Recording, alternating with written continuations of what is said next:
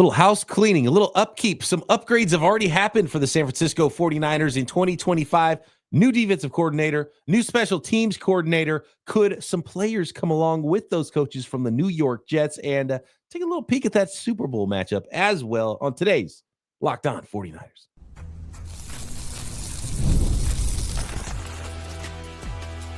You are Locked On 49ers, your daily San Francisco 49ers podcast. Part of the Locked On Podcast Network, your team every day.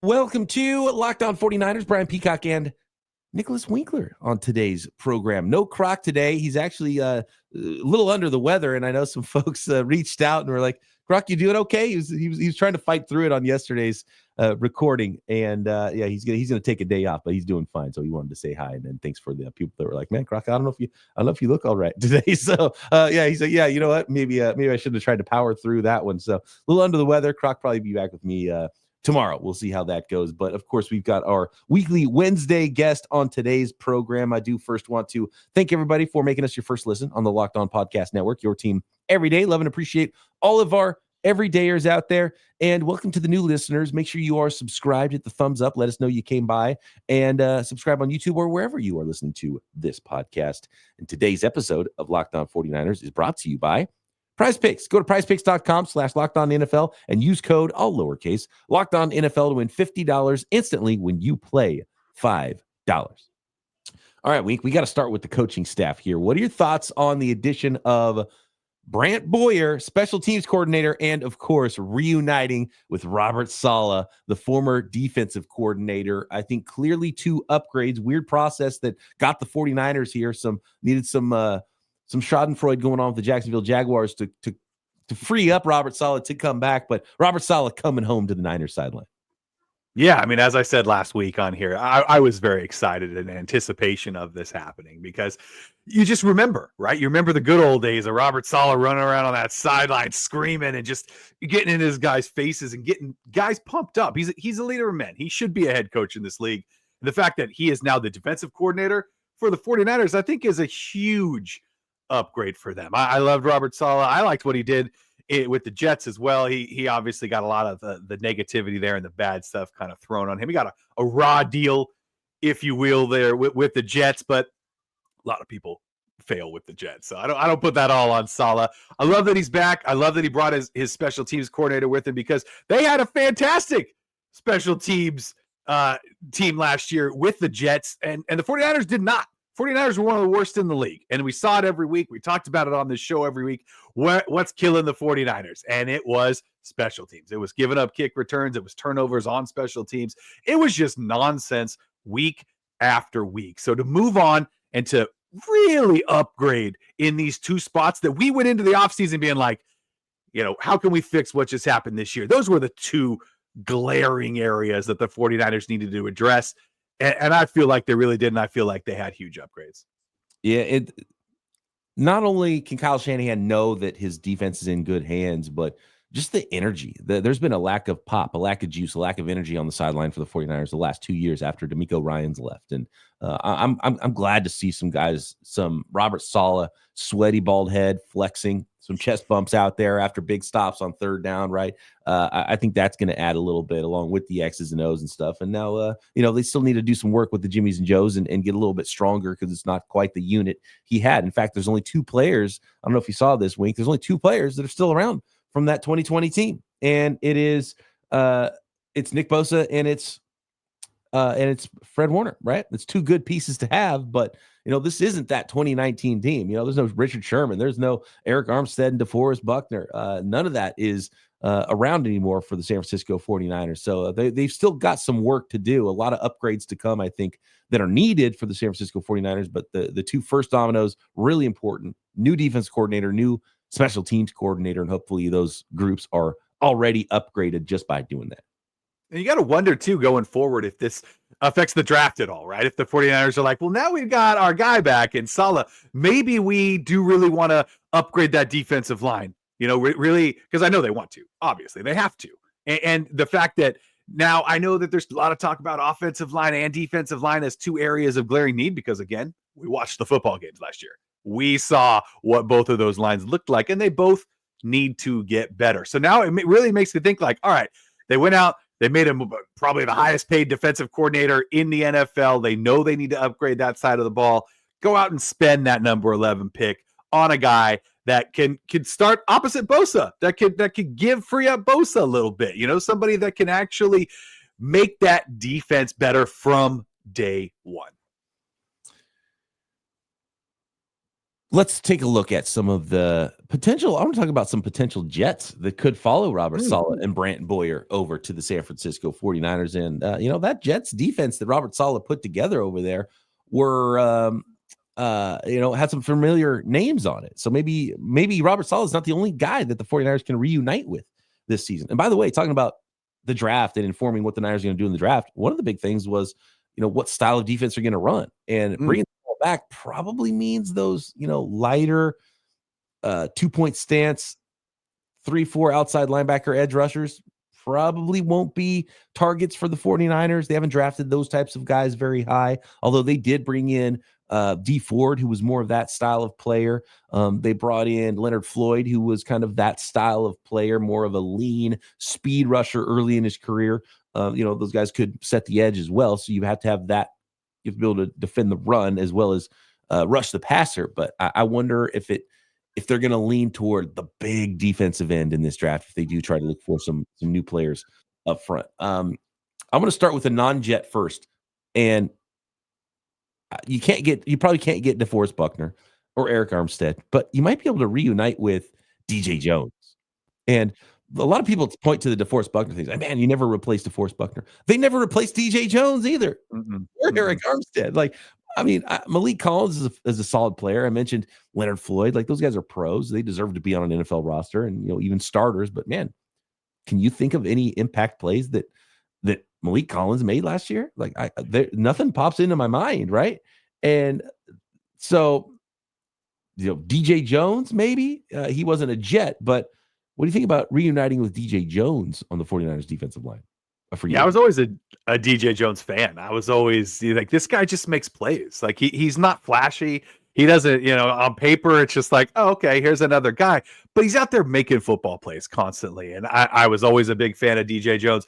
I mean, I love that you mentioned Eric Armstead, too, because he was another one of those guys that he got paid a lot of money by the 49ers. And a lot of people expected that to mean a lot of sacks, right? And a lot of like flashy plays. But there were so many times that he would take up two guys and then someone else would make the play, right? Or he would disrupt the run and send it to the other way, and then the guy would be a loss of yardage. So it wasn't stuff that showed up on paper, but he was just an impactful player. I feel like DJ Jones is a lot like that. He's a guy that can stuff the run when he needs to. And I feel like when they need to get a sack, he just seems like the kind of guy that he didn't have a lot of sacks, but I feel like they were big. They were just impactful plays that this guy made. And he's been missed on that defensive line for sure. Yeah, and if it's not free agency, I think high in the draft, first, second, third round, defensive tackle is going to be a need. And getting some guys that are monsters inside, that are relentless, that can get after the opposing team's quarterback as well as get in the run lanes and create havoc. So it's really important that the 49ers get better up front. I think both on the edge and the interior. The interior looks a little bit more rough than even the edge right now. And they tried, right? I mean, they tried. They went out and they gave Hargrave a huge contract, and they brought him in, and they're like, this is our guy. He's going to fill this gap that we needed. And he just, that first year, he was all right. He played well. And then he got hurt. And so it's like, that was just a big swing and a miss by the 49ers. And that happens. And that's what's tough with free agency too. And I think, ideally you could draft and develop those types of players rather than trying to go spend in free agency. But maybe the best plan is to do both. Get a free agent in and draft the guy, get a short and long-term answer at some of these positions. So let's talk a little bit more about roster upgrades for the 49ers, where they need to upgrade this offseason, and some potential New York Jets that could come following Robert Saleh to the San Francisco 49ers next. Today's episode of Locked On 49ers brought to you by PrizePicks. The big game is almost here, and there's no better way to make it even more exciting than with PrizePicks, the best place for daily fantasy sports with over 10 million members and billions in winnings awarded. PrizePicks makes it fun and simple to get in on the action. Here's how it works. All you do is you pick more or less on at least 2 player projections. You're playing against those PrizePicks projections, passing yards, rushing touchdowns, etc. And if you're right, you could win up to 1,000 times your cash. PrizePicks even has a free pick for the big game where one of the starting quarterbacks only needs to throw 1 yard to win. Pair that with one more correct pick, and you're already cashing out. And check out the promos tab to tail any of the super sweet Millie winners big game lineups. If you tail a lineup that goes 3 for 3, you can win a split of $1 million in promo funds. So download the app today and use promo code LOCKEDONNFL to get $50 instantly after you play your first $5 lineup. That's code LOCKEDONNFL for $50 instantly after you play your first $5 lineup at PrizePicks. Run your game.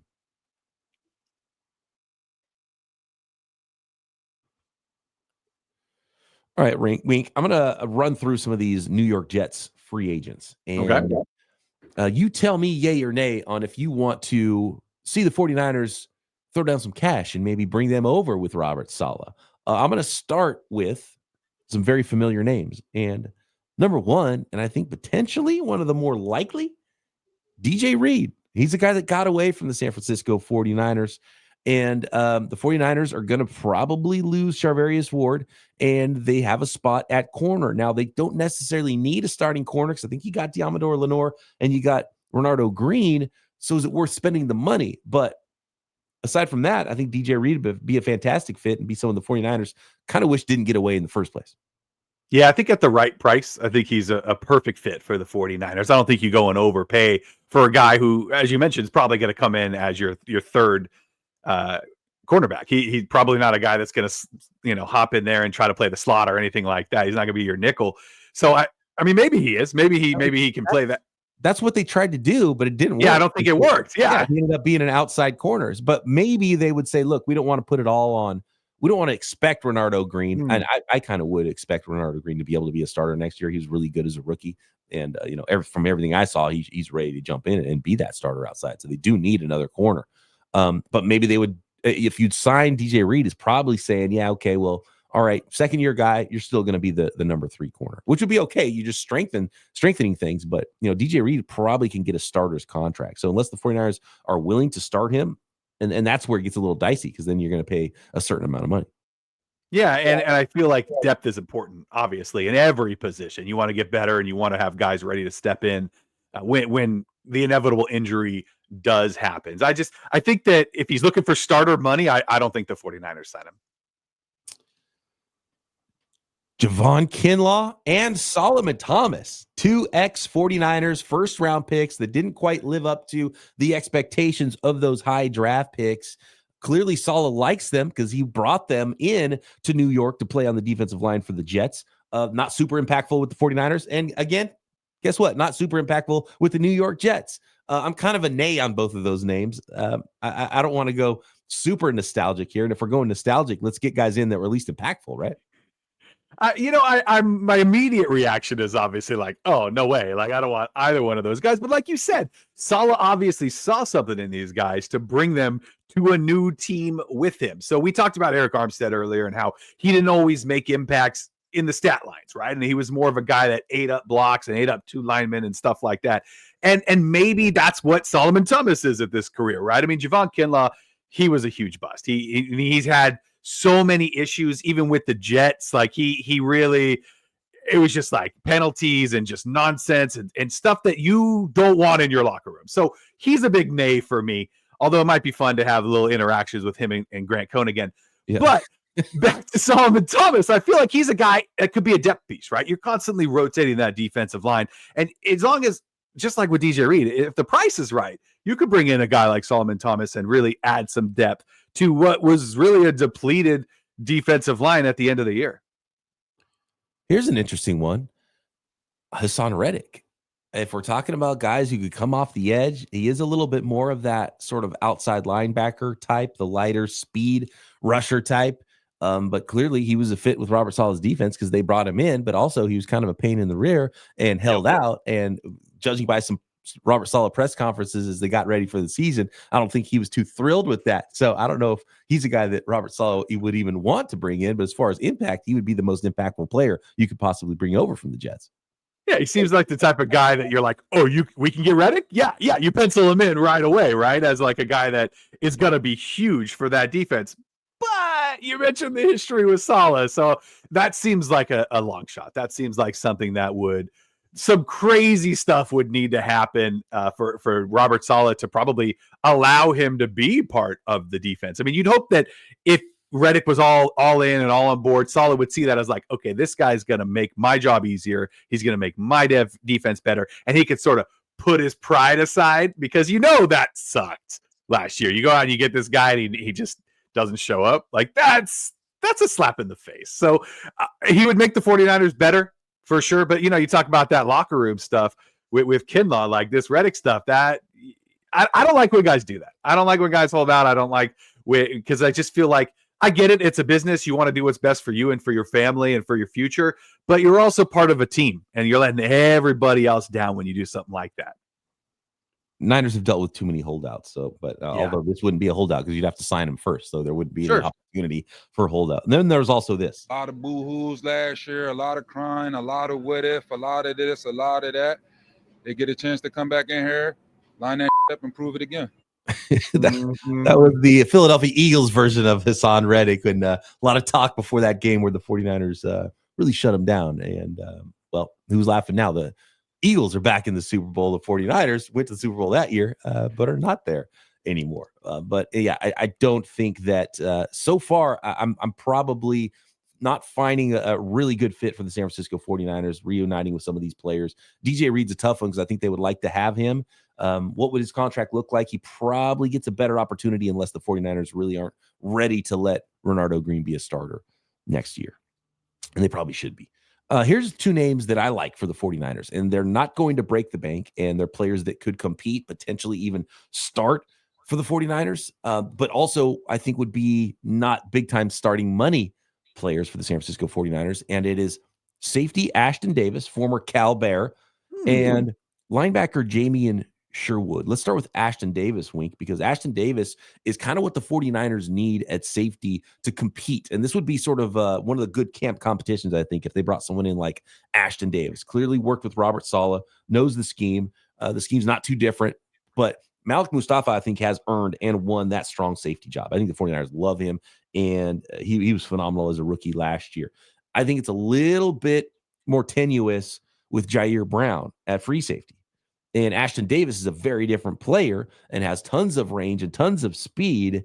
And I think that would be an interesting way to bring in some competition, but not have to really spend huge on the safety position, not have to draft the guy high. So I like the idea of Ashton Davis being someone that comes in and competes with Jair Brown, and maybe Jair Brown still wins that job and Ashton Davis is a backup safety. Maybe Ashton Davis wins that job. He's a starting safety and Jair Brown backs up both spots. But I think that would be a nice addition for competition with 49ers back end.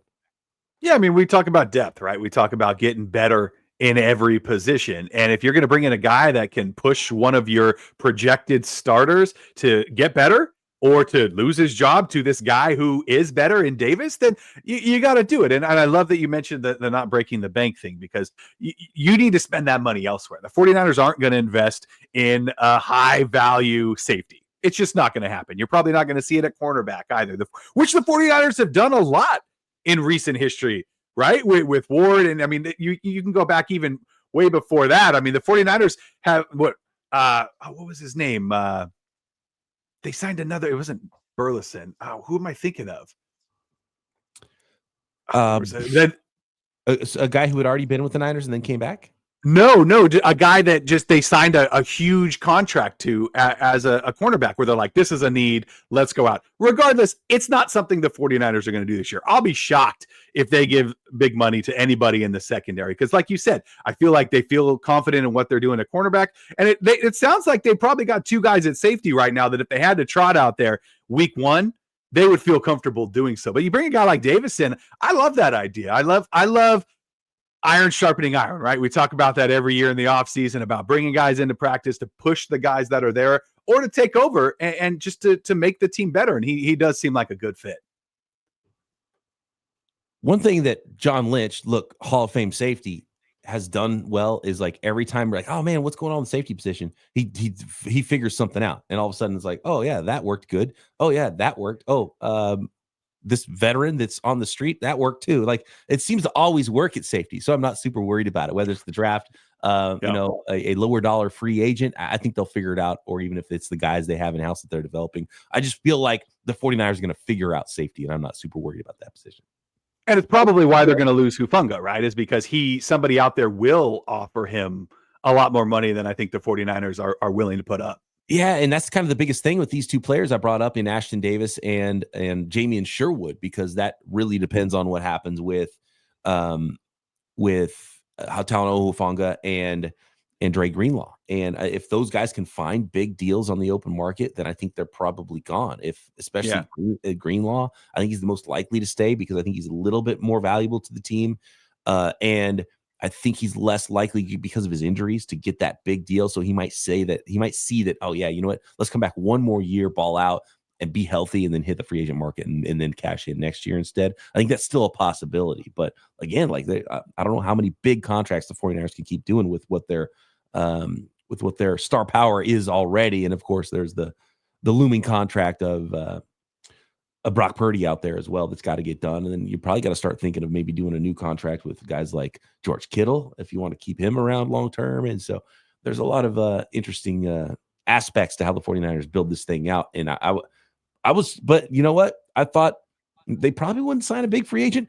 They got the biggest free agent in the league on defense a couple years ago when, and so Hargrave. Yeah, when they brought in Hargrave. So, maybe they got something up their sleeves, and they do have a lot of cap space that they've built for this offseason. But I think that's part of how they work, and they're going to pull more levers to stay ahead of that and keep future cap rolling into new seasons. Not so much that, we have $50 million in cap so we can spend it this offseason. No, it's so they can keep rolling it over. That's part of their process. It's Nate Clements. I just remembered. I know that wasn't just recent, but I remember they spent a bunch of money on him and brought him in, and I was like, whoa, that's just not something the 49ers do. And then they did it again with Ward 3 years later.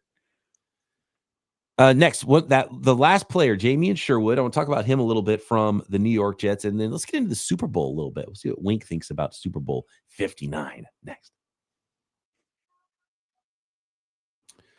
Today's episode of Locked On 49ers brought to you by Intuit TurboTax. Taxes used to be waiting and wondering and worrying if you were going to get any money back, and then waiting, wondering, and worrying some more. But now Taxes is matching with a TurboTax expert who can do your taxes as soon as today, and an expert that gives your taxes their undivided attention as they work on your return while you get real-time updates on their progress so you can focus on your day and what's important to you while TurboTax handles your taxes. An expert who will find you every deduction possible, file every form, every investment, everything with 100% accuracy. Also, you can, get the most money back, right? Guaranteed. That's a pretty good thing. No waiting, no wondering, no worries. Now this is taxes. Get an expert now at TurboTax.com. Only available with TurboTax Live full service. Real-time updates only in iOS mobile app. See guarantee details at TurboTax.com/guarantees.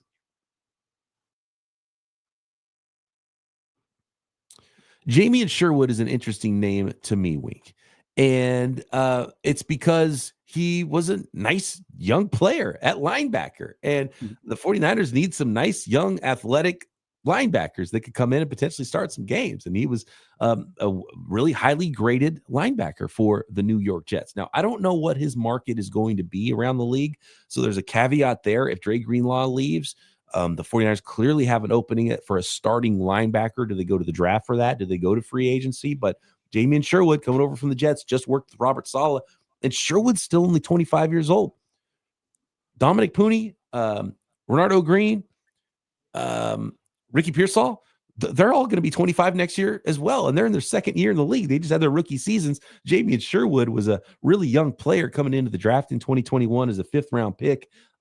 He's good in coverage. He's good against the run. Like, he's just a nice, well-rounded young player and still only 25 years old. So he's a really interesting one to me that could come in and potentially even start for the San Francisco 49ers at linebacker. And I don't know. I just have no idea what his market is. But if his market makes sense and Dre Greenlaw is gone, I think I really like Jamie Sherwood as potentially a fit for the San Francisco 49ers at linebacker.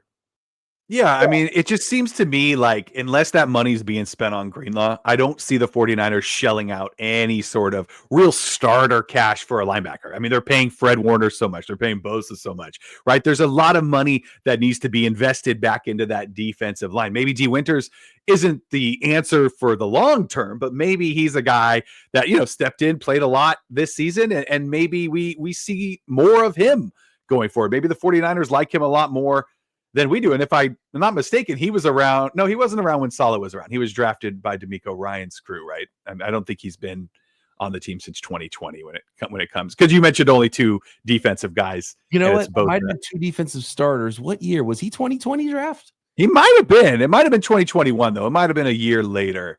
But he's been around for a little while, and I know that he didn't look amazing. He didn't stand out on tape, but I feel like he showed enough where the 49ers might be like, look, we got Warner. He can cover a lot. Here's another guy an area where we can save money and spend that money elsewhere. You talked about not wanting to just throw all that $50 million extra cap space down the drain. And as much as I'd like to get a stud next to him, and that stud would be Dre Greenlaw, because I'd love to have Dre Greenlaw back. But I feel like that's an area where the 49ers probably aren't going to spend a bunch of money is next to Fred Warner. Yeah, Dre Greenlaw was 2019 draft, so he was with Saleh, but he's also not under contract, so that's why there's still only 2. Oh, right. You got to sign him first, and then Makes sense. Now you're up to 3. Yeah, there you go. Got it. Super Bowl 59, Wink. Just a dirty, rotten couple of teams playing in this. The Super worst. Bowl. The entire nation is rooting for Bills Commanders. Couldn't happen. It is the Eagles and Chiefs. I mean, 2 really good teams. It's going to be a good game, but as far as rooting interests go, a lot of 49ers fans trying to root for both teams to lose. Yeah, I mean, you look back at the last Super Bowl between these 2 teams and 38-35. I mean, I'm rooting for that, right? I'm rooting for a good game that's competitive. It comes down to the last drive of a game, maybe even an overtime situation. There's also a part of me that, as much as it feels weird to say it, and I know people are going to hate me for saying this, but that kind of hopes the Chiefs win the Super Bowl. And here's why. That will kind of cement them as this great dynasty, right? As this franchise that has gone through this 7-year stretch with this starting quarterback and this head coach combination that will be regarded as one of the greatest of all time. So when you look back at 2 49er Super Bowl losses, I think it stings a little less when you've lost to one of the all-time greats. When you could say like, yeah, those teams were so good. They just went up against one of the all-time greats. It's like if you were a Detroit Pistons fan and you kept having to go up against Michael Jordan. Like, you had some great teams, but you went up against the best. And the 49ers, if the Chiefs win 3 in a row and 4 out of 6, like, that's amazing what they've done. And 2 of those losses were, the 49ers were those teams that couldn't quite beat this ultimate dynasty franchise. I feel like that kind of makes it sting a little bit less. I don't know. Maybe I'm on an island here. I like the mental gymnastics of trying to make it feel better. I appreciate that. Anything that could get you through next Sunday. And it's going to suck. Because you're right. We don't want either team to win. We hate both franchises. And maybe there's also the part of being like, okay, maybe the Chiefs fans, because those Eagle fans are so terrible, are just so deplorable. Yeah. I think more respectable Chiefs fans, I think. There you go. A nicer Eagle way to say it. Right. Yeah. You're much more diplomatic with your response there than I was. Look, I don't think there's any Chiefs and Eagles fans listening to this podcast anyway, so that's okay. It's a good point. We can say what we need to say about that. But yeah, you hope it's a good game. I don't like the idea of teams having a better dynasty than the 49ers had. Like, of course, my childhood teams growing up, the team that couldn't three-peat, those were the first teams I fell in love with, right? The Montana to Rice, Ronnie Lott, late 80s San Francisco 49ers. They couldn't get the three-peat. I don't want to see the Chiefs get the three-peat when the 49ers couldn't get the three-peat. So I think I'm almost rooting for the Eagles. That just feels wrong. Everything about rooting for either team feels wrong, though. Yeah. So I hear what you're saying. It's a different game now, right? I mean, Joe Montana wasn't protected. There were no 15-yard personal penalties because he slid and got tapped in the helmet. Like, it's a different game. You can't compare.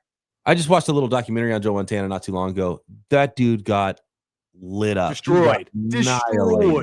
like New York Giants, and they had a monster pass rushers. You got Lawrence Taylor coming off the edge, just blindsided, just getting knocked out of games left and right. It's pretty insane. He played like with a torn rotator cuff or something for like a full season one time, and so it's definitely a different time there. I think about some of the especially with the way that Patrick Mahomes tries to get cute sometimes, right, when he's running the football, and I think, dude, 1989. Ronnie Lott would have ended him. Yeah. Your season would have been done. He would not be in the Super Bowl right now because he wouldn't be upright. Right. No, you're completely right. Different game, different time. That's why even if they do win the three-peat and it's like, oh, great. I mean, you want to talk about this. Technically, the Packers won the last NFL championship and then the first 2 Super Bowls. So 3 NFL championships have been won in a row. So, you're right. We can take it away from the Chiefs just like that. Good call. Yeah, the Chiefs, they thought they had it. Nope, guess what? You don't actually have it. Tough. Well done, Wink. I feel better about it now already. Yes. All right. As always, Wink, a pleasure chatting with you on this Winky Wednesday episode. Thanks to all the everydayers out there. Hit the thumbs up. If you're on YouTube, let us know you came by. And if you are a new listener to the show, make sure you hit that subscribe button on YouTube or wherever you are listening to this podcast. And Croc and I will be back tomorrow. We're breaking down more prospects, getting you ready for the 2025 NFL draft. We'll have notes on everything else going on with the Niners and in the league as well, hitting for your agency and Senior Bowl and so much more. So stay tuned right here to Locked On 49ers. See you. A lot of boo-hoos last year, a lot of crying,